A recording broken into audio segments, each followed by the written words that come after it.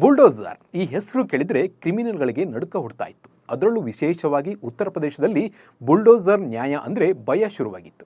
ಮೊದಲ ಬಾರಿಗೆ ಯೋಗಿ ಸರ್ಕಾರ ಜಾರಿಗೆ ತಂದ ಈ ಬುಲ್ಡೋಸರ್ ನ್ಯಾಯ ಹಲವು ರಾಜ್ಯಗಳಲ್ಲಿ ಸದ್ದು ಮಾಡಿತ್ತು.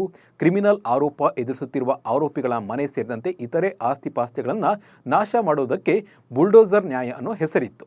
ಈಗ ಈ ಬುಲ್ಡೋಸರ್ಗೆ ಸುಪ್ರೀಂ ಬ್ರೇಕ್ ಹಾಕಿದೆ. ಹೊಸ ರೂಲ್ಸ್ ಜಾರಿಗೆ ಬಂದಿದೆ. ಉತ್ತರ ಪ್ರದೇಶ, ಹರಿಯಾಣ, ಮಧ್ಯಪ್ರದೇಶ ಸೇರಿದಂತೆ ಉತ್ತರ ಭಾರತದಲ್ಲಿ ಕಾನೂನು ಉಲ್ಲಂಘನೆ ಮಾಡಿದ ಆರೋಪಿಗಳ ಮನೆಗಳನ್ನು ನೆಲಸಮಗೊಳಿಸುವ ಬುಲ್ಡೋಸರ್ ಕಾರ್ಯಾಚರಣೆಗೆ ಸುಪ್ರೀಂ ಕೋರ್ಟ್ ಬ್ರೇಕ್ ಹಾಕಿದೆ. ಅಧಿಕಾರಿಗಳು ನ್ಯಾಯಾಧೀಶರಾಗಲು ಸಾಧ್ಯವಿಲ್ಲ ಎಂದು ಎಚ್ಚರಿಕೆಯನ್ನು ಕೂಡ ನೀಡಿದೆ. ದೇಶಾದ್ಯಂತ ಬುಲ್ಡೋಸರ್ ನ್ಯಾಯ ವ್ಯಾಪಿಸದಂತೆ ತಡೆಯಲು ನ್ಯಾಯಾಲಯ ನಿರ್ದೇಶನ ನೀಡಬೇಕೆಂದು ಸಲ್ಲಿಸಿದ ಮೇಲ್ಮನವಿಯ ಅಂತಿಮ ತೀರ್ಪಿನಲ್ಲಿ ನ್ಯಾಯಾಲಯ ಈ ಆದೇಶವನ್ನು ನೀಡಿದೆ.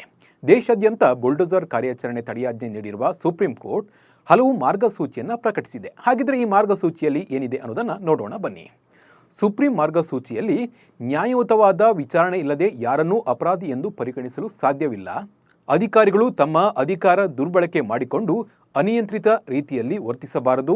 ಕಟ್ಟಡ ತೆರವಿಗೆ ಮುನ್ನ ಅಂಚೆ ಮೂಲಕ ನೋಟಿಸ್ ನೀಡಬೇಕು. ನೋಟಿಸ್ನಲ್ಲಿ ಕಟ್ಟಡ ಹೇಗೆ ಅಕ್ರಮವಾಗಿದೆ, ಯಾವ ನಿಯಮಗಳು ಉಲ್ಲಂಘನೆ ಆಗಿದೆ ಎಂದು ಸ್ಪಷ್ಟಪಡಿಸಬೇಕು.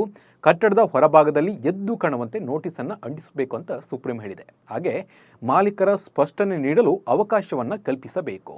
ನೋಟಿಸ್ಗಳನ್ನು ಟ್ರ್ಯಾಕ್ ಮಾಡಲು 3 ತಿಂಗಳೊಳಗೆ ಡಿಜಿಟಲ್ ಪೋರ್ಟಲ್ ಸ್ಥಾಪಿಸಬೇಕು. ನೋಟಿಸ್ ಬಳಿಕ ಕಟ್ಟಡವನ್ನು ಪೂರ್ಣ ಅಥವಾ ಭಾಗಶಃ ತೆರವು ಮಾಡಬೇಕಾದರೆ ಕಾರಣ ಏನು ಎನ್ನುವ ಬಗ್ಗೆ ಆದೇಶಿಸಬೇಕು. ವಿವರವಾದ ಸ್ಪಾಟ್ ವರದಿಯನ್ನು ಸಿದ್ಧಪಡಿಸಬೇಕು. ಕಟ್ಟಡದ ತೆರವು ವೇಳೆ ಸ್ಥಳದಲ್ಲಿದ್ದ ಪೊಲೀಸರು ಮತ್ತು ಹಾಜರಿದ್ದ ಅಧಿಕಾರಿಗಳು ತಮ್ಮ ತೆರವಿನ ವಿಡಿಯೋವನ್ನು ಚಿತ್ರೀಕರಿಸಬೇಕು. ಸ್ಪಾಟ್ ವರದಿಯನ್ನು ಡಿಜಿಟಲ್ ಪೋರ್ಟ್ನಲ್ಲಿ ಪ್ರದರ್ಶಿಸಬೇಕು. ಈ ನಿರ್ದೇಶನಗಳ ಉಲ್ಲಂಘನೆಯು ನ್ಯಾಯಾಂಗ ನಿಂದನೆ ಅಥವಾ ಇತರ ಕಾನೂನು ಕ್ರಮಕ್ಕೆ ಕಾರಣವಾಗಬಹುದು. ಈ ಮಾರ್ಗಸೂಚಿಯನ್ನು ಉಲ್ಲಂಘಿಸಿದರೆ ನಷ್ಟವಾದ ಆಸ್ತಿ ಮರುಪಾವತಿಗೆ ಸಂಬಂಧಪಟ್ಟ ಅಧಿಕಾರಿಗಳೇ ಹೊಣೆಯಾಗಿರ್ತಾರೆ. ಸರ್ಕಾರದ ಆಸ್ತಿ, ರಸ್ತೆ, ಕೆರೆ, ರೈಲು ಮಾರ್ಗಗಳ ಒತ್ತುವರಿಯಾಗಿದ್ದರೆ ಈ ಮಾರ್ಗಸೂಚಿ ಅನ್ವಯ ಆಗಲ್ಲ ಅಂತ ಸುಪ್ರೀಂ ಹೇಳಿದೆ. ಅಪರಾಧಕ್ಕೆ ಶಿಕ್ಷೆ ನೀಡುವುದು ನ್ಯಾಯಾಲಯದ ಕೆಲಸ. ಮನಬಂದಂತೆ ಮನೆ ಕೆಡವಿದರೆ ಪರಿಹಾರ ನೀಡಬೇಕೆಂದು ಸುಪ್ರೀಂ ಕೋರ್ಟ್ ಹೇಳಿದೆ. ಒಬ್ಬ ವ್ಯಕ್ತಿಯ ತಪ್ಪಿಗೆ ಇಡೀ ಕುಟುಂಬವನ್ನು ಶಿಕ್ಷಿಸಲು ಸಾಧ್ಯವಿಲ್ಲ. ಒಬ್ಬನೇ ಆರೋಪಿಯಾಗಿದ್ದರೆ ಇಡೀ ಕುಟುಂಬದಿಂದ ಮನೆಯನ್ನು ಏಕೆ ಕಳೆದುಕೊಳ್ಳಬೇಕು ಎಂದು ಸುಪ್ರೀಂ ಪ್ರಶ್ನಿಸಿದೆ. ಸುಪ್ರೀಂ ಕೋರ್ಟ್ ತೀರ್ಪನ್ನು ಯುಪಿ ಸರ್ಕಾರ ಕೂಡ ಸ್ವಾಗತಿಸಿದೆ.